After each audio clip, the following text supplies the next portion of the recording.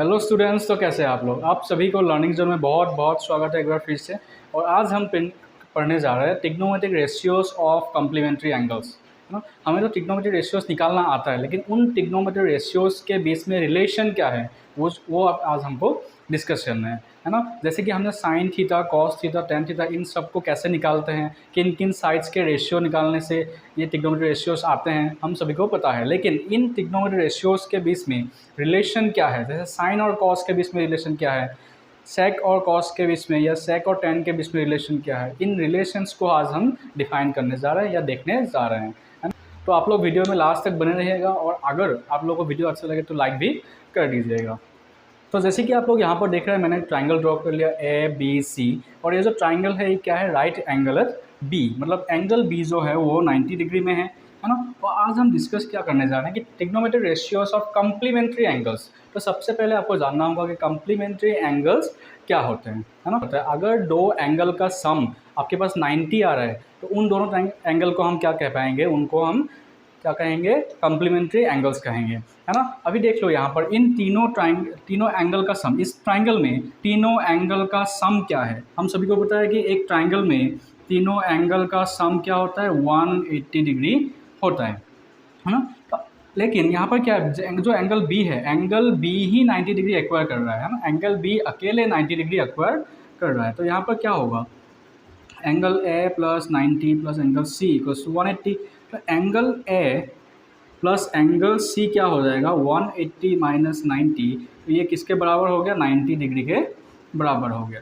मतलब angle A and angle C are complementary angles. क्यों? क्योंकि उन दोनों का सम हमें क्या मिला, 90 डिग्री मिला। और कम्प्लीमेंट्री एंगल्स क्या होता है, अगर किसी भी दो एंगल का सम 90 आ रहा है तो वो दोनों एंगल क्या हो जाएंगे, कम्प्लीमेंट्री एंगल्स हो जाएंगे, है ना। तो आज हम क्या करना है, इन्हीं दो चीज़ों का हमें रेशियो निकालना है, किनका, ए एंड सी। बस इन दोनों का हम क्या करेंगे, रेशियो निकालेंगे, और उन रेशियोज़ के बीच में जो रिलेशन है उसको हम डिफाइन करने की कोशिश करेंगे, ठीक है। तो सबसे पहले हम क्या करते हैं, साइन ऑफ ए निकाल लेते हैं।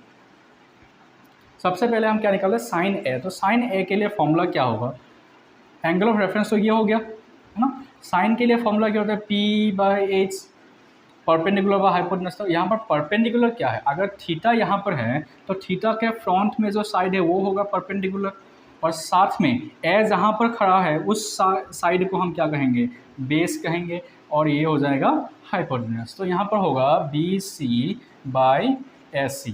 ये सबको पता है ना, ये बहुत आसान है, आपने पहले भी क्या था। तो साइन ए क्या होगा, P/H, परपेंडिकुलर बाय हाइपोटेनस, मतलब BC/AC। ठीक उसी तरह अगर हम कॉस ए निकालें, कॉस ए क्या होगा, B/H, cos A B/H, base by hypotenuse.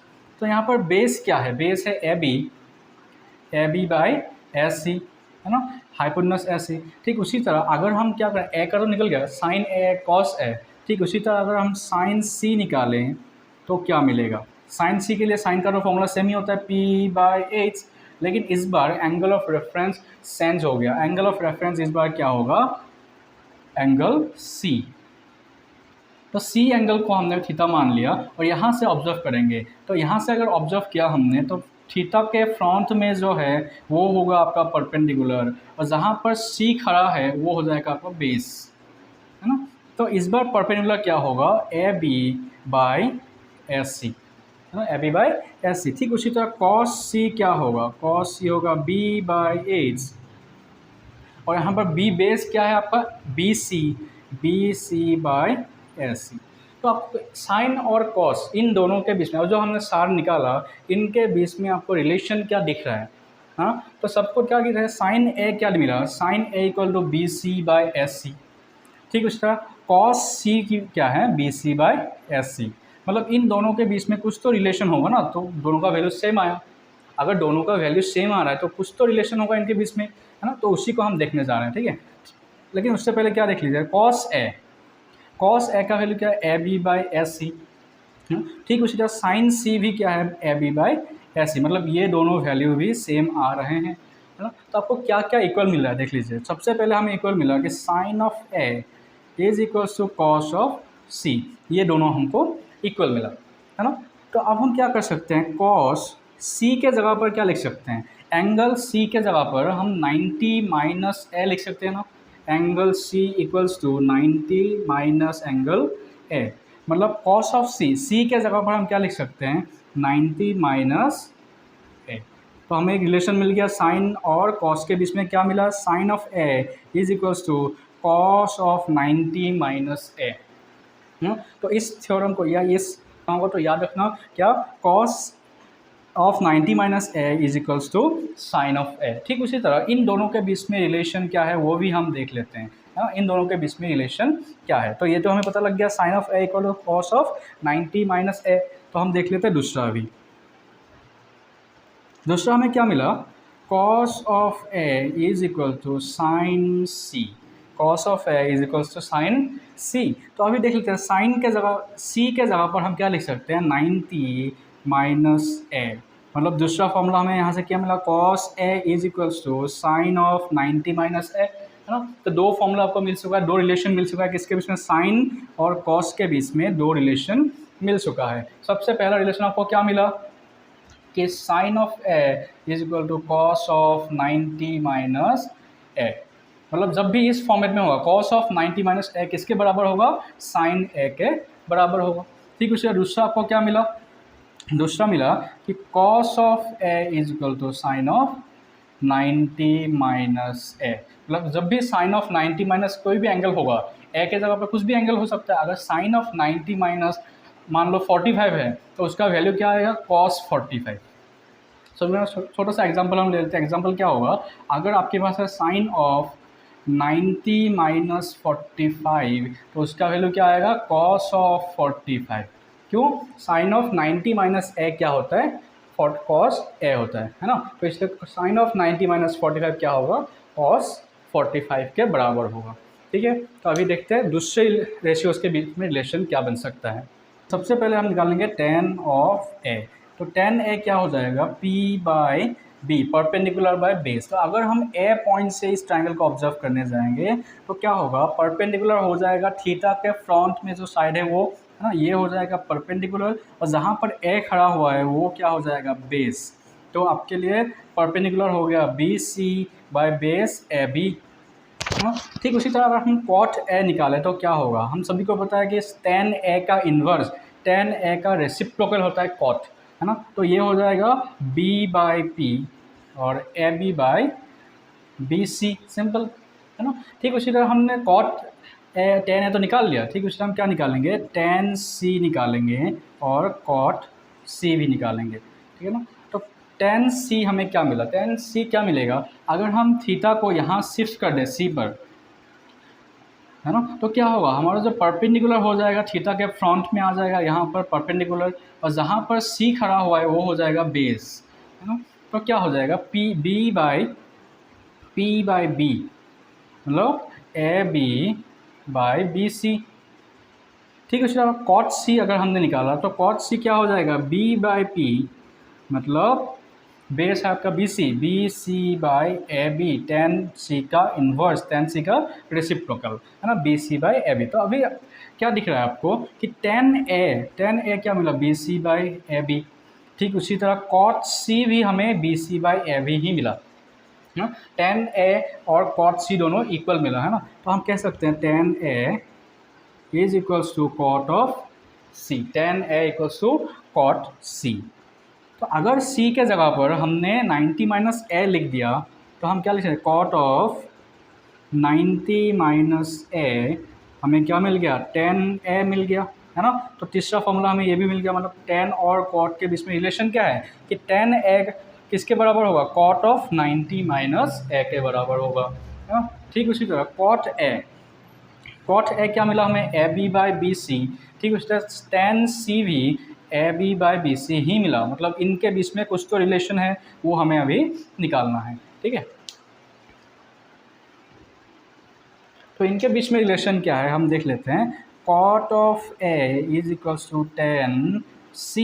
तो C के जगह पर हम क्या लिख सकते हैं, C के जगह पर 90 माइनस ए, और इस तरफ कॉट ऑफ A, मतलब हमें क्या मिला cot A equals to tan of 90 minus A, है ना। तो अब तक हमने साइन कॉस और tan और कॉट के बीच में रिलेशन फाइंड आउट कर लिया। तो तीसरा हमें क्या मिला फॉर्मूला कि tan A किसके बराबर होगा कॉट ऑफ 90 माइनस ए के बराबर हो जाएगा, है ना। ठीक उसी तरह कॉट ऑफ ए किसके बराबर होगा, tan ऑफ 90 माइनस ए के बराबर होगा। तो सारे ट्रिग्नोमेट्रिक रेशियोज तो हमने सॉल्व कर लिए, है ना, साइन कॉस tan कॉट।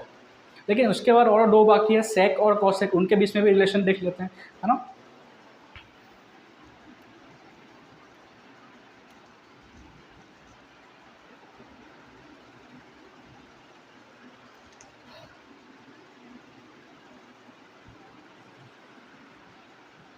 तो अगर हम फिर से क्या करें, सेक ए निकालने की कोशिश करें, मतलब ए एंगल से हम ऑब्जर्व करेंगे और सेक ए निकाल लेंगे। सेक ए लिए क्या होगा, सेक ए के लिए फॉर्मूला होता है आपका पंडित बाबू पंडित हरी हरी बोल ना। तो ये शॉर्ट ट्रिक होता है ट्रिग्नोमेट्रिक रेशियोज को याद रखने का। ये मैंने आपको पिछले लेक्चर में बताया था, अगर आपने वो नहीं देखा तो एक बार जाके उसको देख लीजिए, आपका बेसिक्स क्लियर हो जाएगा, ठीक है।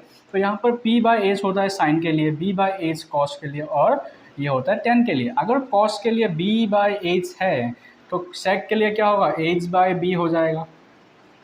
तो यहाँ पर h क्या है आपका एस सी, और बेस जहाँ पर a खड़ा हुआ है बेस क्या होगा ए बी, है ना।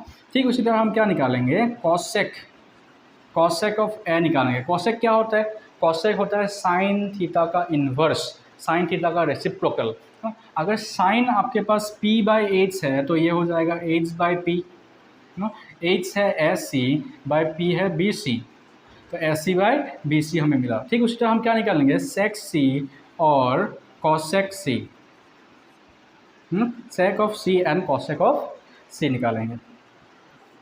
तो सेक सी के लिए फॉर्मूला क्या होगा, एच बाई बी, है ना। तो एच आपके पास क्या है, ऐसी ही है, वो सेंस नहीं होता, लेकिन बेस इस बार सेंस होगा क्योंकि एंगल ऑफ रेफरेंस हमने सेंस कर दिया है। एंगल ऑफ रेफरेंस इस बार हो गया सी, मतलब थीटा कहाँ पर शिफ्ट हो गया, एस से सी तक शिफ्ट हो गया। तो यहाँ पर क्या हो जाएगा, परपेंडिकुलर हो जाएगा नीचे वाला यहाँ पर, और जहाँ पर थीटा खड़ा हुआ है वो क्या होगा, बेस, है ना। तो बेस क्या हो गया आपका बी सी। ठीक है, उसके बाद कॉसेक ऑफ सी क्या निकालेंगे हम, एच बाई पी, एच है आपके पास एस सी और पी आपको मिल गया ए बी। ठीक उसी तरह आपको क्या दिख रहा है, फिर से कोई रिलेशन दिख रहा है ना, तो ए सी क्या मिला, S C by A B, है ना। सेक ऑफ ए क्या मिला, S C by A B. ठीक उसी तरह हमें कॉसेक ऑफ सी क्या मिल गया, S C by A B, मतलब इनके बीच में भी कुछ रिलेशन है, तो हम कह सकते हैं sec of A is equal to cosec of C, है ना। Sec of A is equal to cosec of C. तो सी के जगह पर हम क्या लिख सकते हैं, 90 माइनस ए, है ना।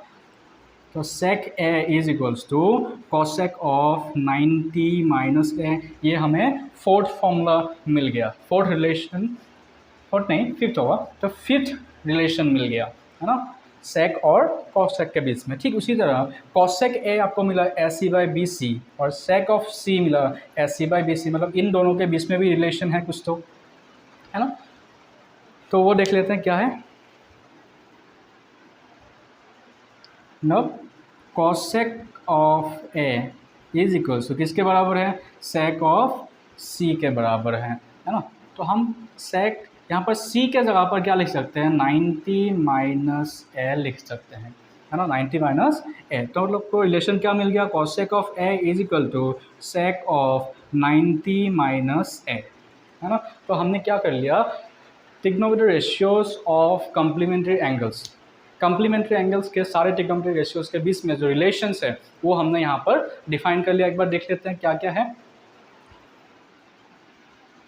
तो सबसे पहले हमने यहाँ पर देखा कि sine of A is equal to cos of 90 minus A के बराबर होता है। कॉस ऑफ ए किसके बराबर, साइन ऑफ 90 माइनस ए के बराबर होता है ना। ठीक उसके बाद tan of A cot of 90 minus A के बराबर होता है ना। और यहाँ पर cot of A is equal to tan of 90 minus A के बराबर होता है। फिफ्थ हमें क्या मिला कि sec of A cosec 90 minus A के बराबर होता है और cosec A sec of 90 minus A के बराबर होता है। तो इन जो रिलेशन है उसको आपको याद रखना है क्योंकि इन्हीं का यूज़ करके हम एक्सरसाइज 8.3 के क्वेश्चन सॉल्व करेंगे। तो नेक्स्ट क्लास में हम एक्सरसाइज 8.3 को सॉल्व करने की कोशिश करेंगे। आई होप आप लोगों को क्लास अच्छा लगा होगा। अगर अच्छा लगा है तो वीडियो को लाइक कर दीजिए और साथ ही साथ ऐसे ही वीडियो आगे पाने के लिए चैनल को सब्सक्राइब करके रख दीजिए। Thank you.